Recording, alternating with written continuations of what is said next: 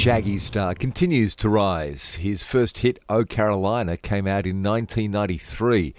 8 years on, the single It Wasn't Me has been a monster hit globally, and his fifth album, Hot Shot, is shaping up to be one of the biggest records of 2001.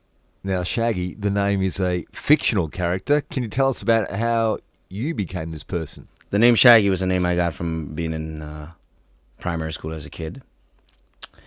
And, it was a pet name. It became a stage name, actually, after I started getting into music.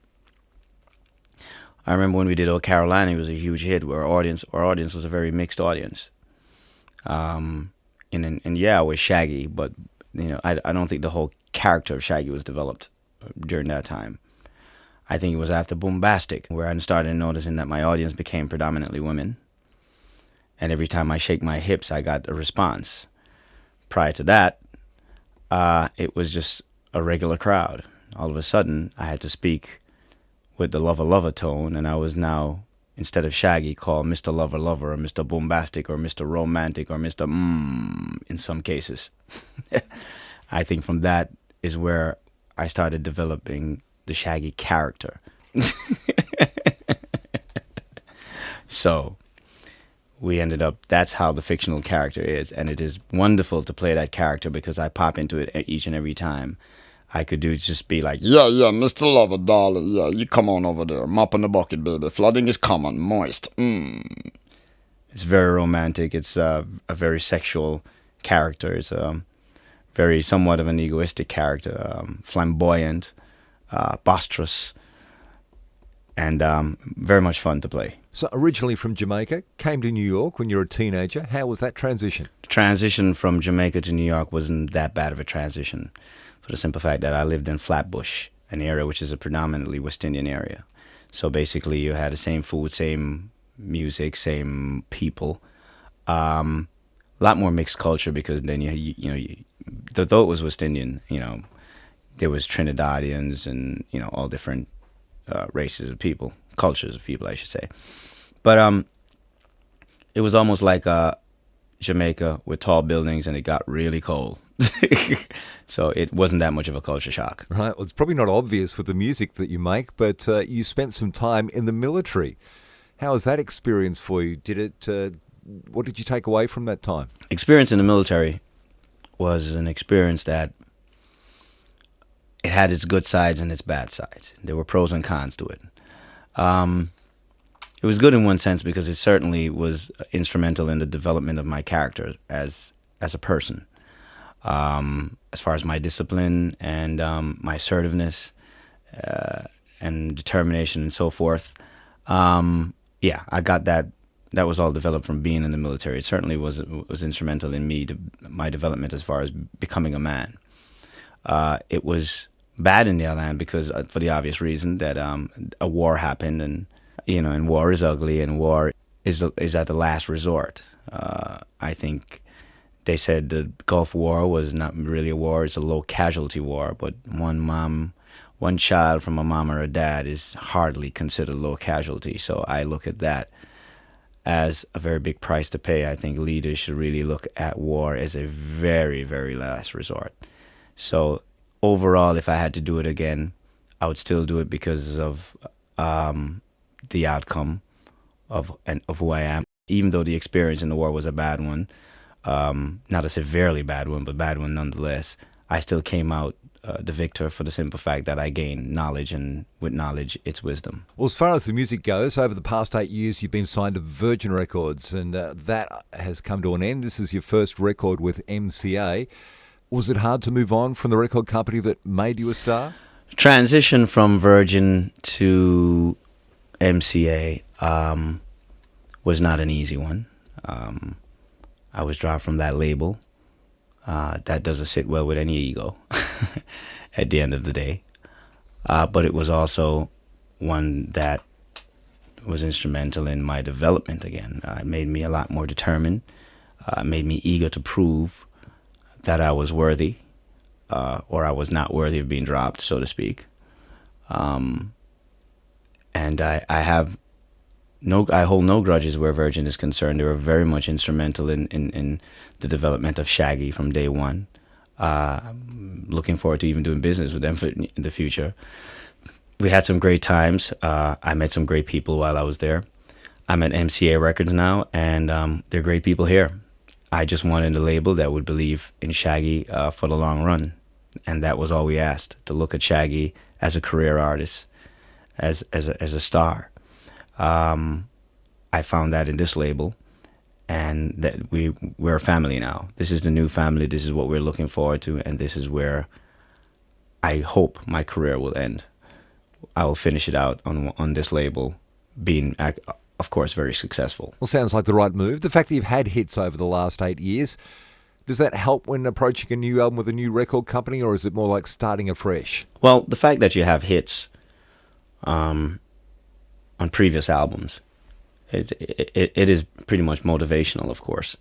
It also sets a pace for you, something to top, something to rise above.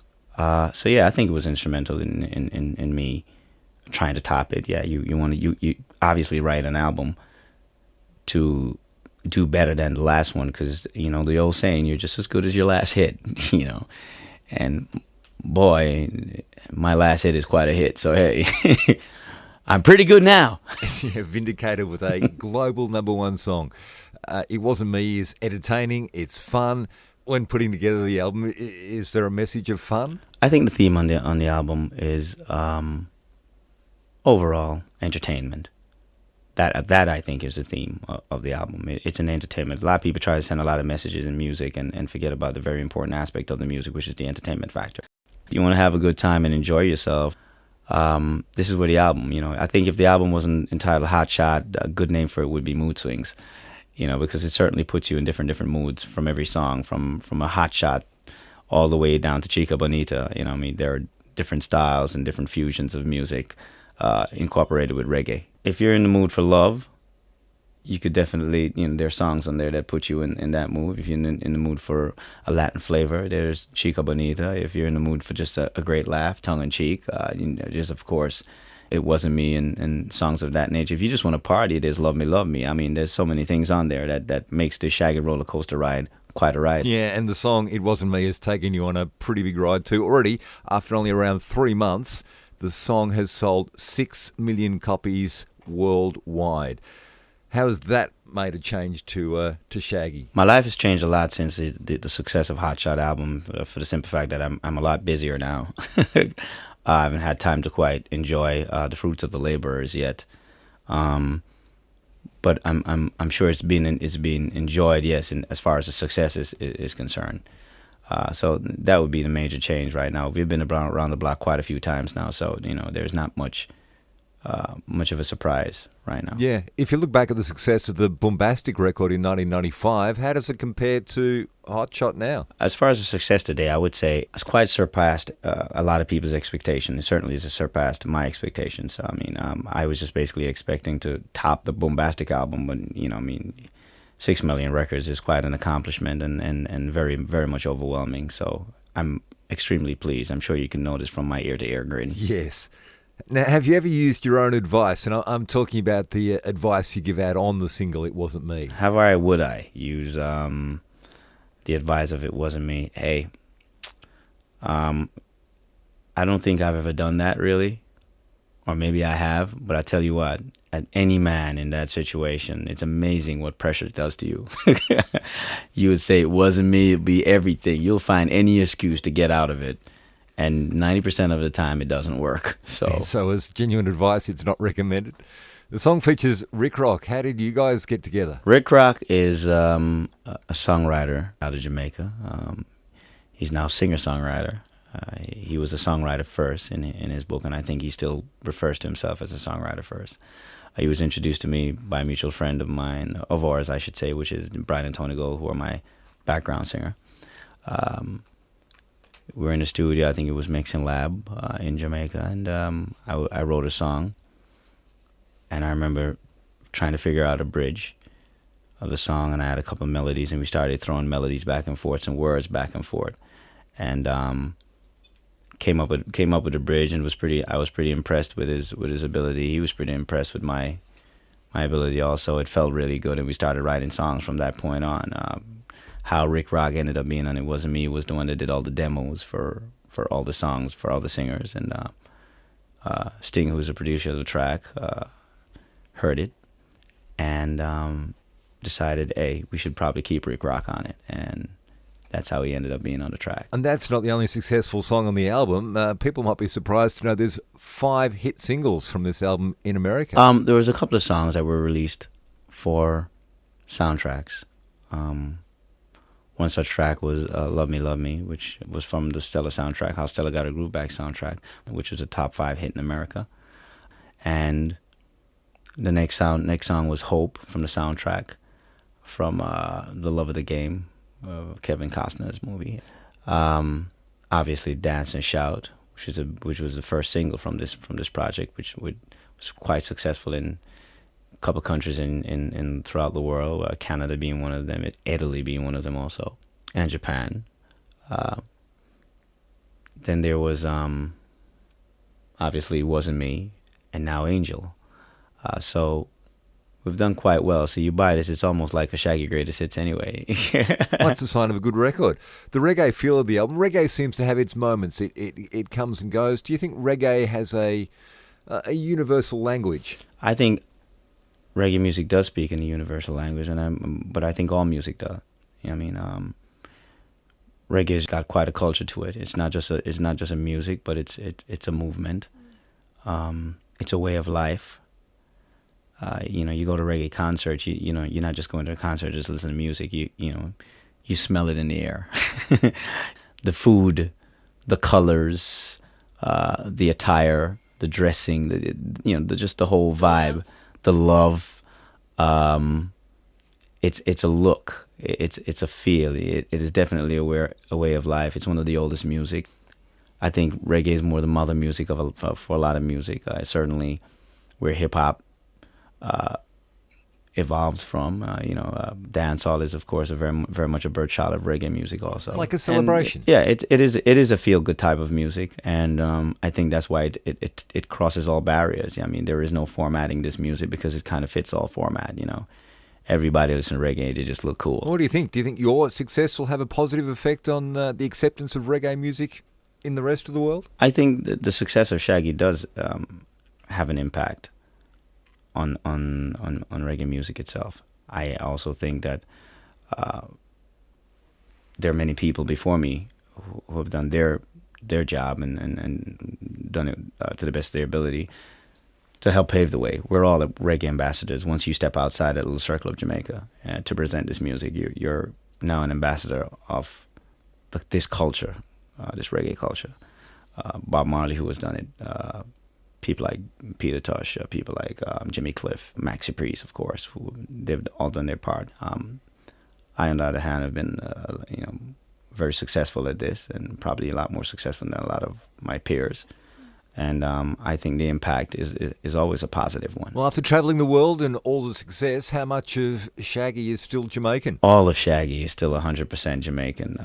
I'm a product of this music. If you ask, where's the reggae? You're looking at the reggae. I am a representative of this music and the culture. All right, the follow-up single to It Wasn't Me is Angel. The video clip's it's a big budget. It's a money clip. Can you tell us the story behind that? The concept behind the video is basically you have a devil and you have an angel. And there's a bet being made between the devil and the angel. The bet is that the devil is saying she could get Shaggy into trouble, while the angel said, hey, I bet you that you will never get him into trouble. So one is trying to make me walk straight and narrow and straight arrow way, and the other one is trying to make me do something naughty. And it boils down, it's a game of lust at the end of the day. And the devil is always dressing up basically and presenting herself to tempt me to go the wrong direction, while the angel comes in to intercept over and over. And the video is shot with a lot of angelic women. The heaven scene is one of my favorite parts of the video, for the simple fact that if that's heaven, I'll be there. There's even a turntable in heaven, man. And it's just a very entertaining video. The song, on the other hand, is basically a song, one of my favorite songs for the album. From day one, for the simple fact that it's such a love song, and I'm a sucker for love songs. And it also boils down to the fact that it's a typical story. Man has woman. Man decide to leave woman for a new woman. Woman is new, so he feels like, wow, it's something new and exciting, and it's she's an angel, but through the storm, she doesn't weather the storm, so it's really that she was an angel in disguise. So you have to go back to the original woman, which she is the original angel. It's basically the true angel, where you really think about it as like you being a vegetarian. Right. You've eaten vegetables all your life. You woke up one morning and decide you want meat. You ate meat and find out that you can't digest the meat. So you have to go back to the vegetables. This time you put some salad dressing on the damn thing. I think I need to watch it again. And that works. Now, Rayvon sings the lead on the song. How did you meet up with him? Well, Rayvon is a friend of mine that I'm a very talented artist. I've known Rayvon for somewhat about 10, 12 years now. We met in a studio in New York where I came to do a song and he came to do a song. We ended up doing one together. We've been friends and somewhat of musical partners throughout my majority of my career, or I should say, the latter of my career. We've had great chemistry together from day one. Such songs as Big Up, which is a huge underground hit, In the Summertime, which was a #3 British chart success, and of Nice and Lovely, and now obviously Angel, which is a #1 success. So the chemistry is there, and it certainly works. And he's in the middle of doing his album for the whole Big Yard project right now, and it's coming out quite well. Yeah, well, talking about your crew, there's a lot of collaborations on this album. There's such collaborations, of course, as Prince Midas on Hope, which his album is in the works right now, featured on the Big Yard label also. There's The Craft. They should be having an album in the works also. There's, of course, Rick Rock. He's featured on 2 songs, Bo Chica Bonita and It Wasn't Me. There's Samantha Cole. There's also Brian and Tony Gold, who have been some of the greatest voices in the background. Just the greatest voice in the music, period. They've been doing background for me for quite some time now. They're featured on Leave It to Me. And, of course, Rayvon and Angel. Oh, there's also Tilo from Next, from Jimmy Jam and Terry Lewis production of Lonely Lover, and Pee Wee on Dance and Shout. You talk about the Big Yard Group, which you founded in 1996. You talk about it as a family. Who else is involved, and how does it work? Well, the Big Yard label thing was somewhat of a dream that Robert and I had for a while. Robert Livingston is my manager and partner in this here venture. It consists of myself, Robert, Sting International, Paul Lee, and we're like the Jump Street of the organization. We were fortunate to be blessed with the opportunity to experience a lot of things in this business that the normal artists from Jamaica would not be able to experience. We have the knowledge of these things, and we want to pass these knowledge on to a lot of artists, and basically give back to the music by doing something to uplift the music. So we came up with this whole label of Big Yard. We've been putting out underground records, 7 inches. That majority of them has been very, very, very well received and quite successful. There's a team of people that works. Rick Rock, of course, who is probably the newest member to the whole organization. Prince Midas, Brian and Tony Gold, Rayvon, of course. Producers like Sting International, who's been a long-time collaborator with Robert and myself, basically from day one. Dave Kelly, who we collaborated with Dave Kelly on the last 2 albums. People like Christopher Birch, who has been my keyboard player for the last 6 or 7 years, who was also a producer on this album. And of course, we still work with somewhat of an outside producer, but outside-inside producer like Tony Kelly. And so it's a team of people. Gordon Dukes, Robert Livingston also is producers. and that makes up the whole Big Yard team. There's a writing team. We call ourselves the Tasty Patty Crew, which would be me, Rick Rock, Dave Kelly. Those are the three main Tasty Patty posse, and it is very much a family-oriented thing. We all contribute in every way possible, both creatively and as far as advice is concerned. So we're now signed to MCA Record. This is totally something we're looking forward to, and we have an opportunity to present this company and our music, the music that we make, on an international level. And we're certainly looking forward to that. Well, as far as Shaggy goes, what's next? What's in the future after Hot Shot? I tend to continue making music, obviously, because it is my first love. I don't rule anything else out. I'm sure if there is anything else that comes up that might strike my interest, I will go for it. Obviously, movies or something that's in the works, televisions or something that's in the works also. So who knows where it will take us? You really can't sit here and plan your future. I've never actually sat and planned my future. I just kind of rolled with it. I'm like a surfer riding the wave. Talking to you today, it's clear there's a distinction between you, Orville Burrell, and the voice of Shaggy. Ladies seem to love your vibe. Now, how did you come up with and develop the style? It's funny enough, as glamorous as you might make it sound a little while ago, I never thought of it as that. The vocal style is a very unique style. It's a very distinctive sound. It's a signature sound. There's no mistaking a Shaggy record once you hear it. And part of that is obviously not just the production, but the sound of the voice, which is the most distinct thing. This voice was developed while I was in the military. I used to run and sing cadres. Be like, I don't know, but I've been told my CEO wears pantyhose, and it's things like that has worked for me. Could they call the skinny guy to come out and sing the cadres? Because after about 6-7 miles, no one wants to sing.